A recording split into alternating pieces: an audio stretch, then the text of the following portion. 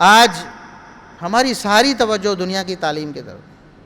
تو ابھی چونکہ داخلے شروع ہو چکے ہیں مدارس میں، آپ کے اس مسجد کے ساتھ بھی جامعہ اور ادارہ ملحق ہے، دیگر ادارے بھی ہیں ہمارے شہر میں اور شہر سے باہر بھی. جہاں آپ کے لیے ممکن ہے اپنے بچوں کو داخل کروائیں، ان کو دین کی تعلیم کی طرف راغب کریں.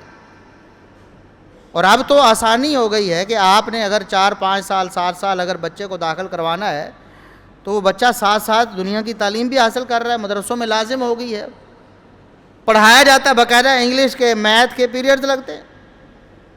اور یقین کریں جہاں جہاں بھی مدارس میں یہ نظام ہے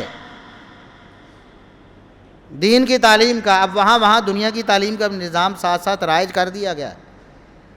اور آپ دیکھیں گے کئی بورڈز اور کئی یونیورسٹیز ٹاپ کرنے والے مدارس کے طالب علم جو مدرسے میں پڑھ رہے ہیں، پڑھ دین کا علم رہے ہیں، اور ساتھ ساتھ وہ امتحانات کی تیاری بھی تھوڑا ٹائم نکال کے ان کو کروا دی جاتی ہے، تو وہ دنیا کے وہ جو بڑے بڑے کالجز اور بڑے بڑے دیگر ادارے ان میں پڑھنے والوں سے آگے نکل جاتے ہیں. اللہ رب العزت نے اس علم میں بڑی برکت رکھی. آج بھی آپ کو پتہ ہے آج بھی ہمارے ملک میں اس دور میں بھی ہمارے ملک میں بہت سارے اداروں میں حفظ کی سند کے الگ نمبر، امتیازی نمبر ہوتے کہ یہ حافظ قرآن ہے تو اس کے جو میرٹ بننا ہے اس کو اتنے نمبر زیادہ مل رہے. کہیں ایڈمیشن میں میرٹ بننا ہے تو حافظ کے نمبر زیادہ ہیں. بھئی کیوں؟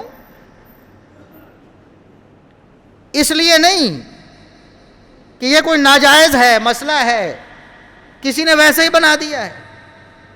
اس لیے ان اداروں کو بھی پتہ ہے کہ جو دینی علم پڑھا ہوا شخص ہے، جس نے قرآن حفظ کر لیا ہے، اس کے سامنے دنیا کی کوئی تعلیم مشکل نہیں، دنیا کا کوئی فن اس کے لیے مشکل نہیں، نہ انگلش نہ میتھ، کچھ بھی نہیں.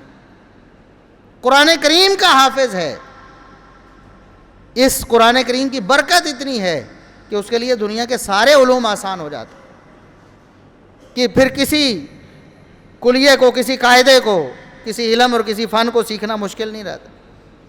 یہ آپ کی دنیا کے لیے بھی اچھا ہے اور آپ کی آخرت کے لیے بھی اچھا ہے.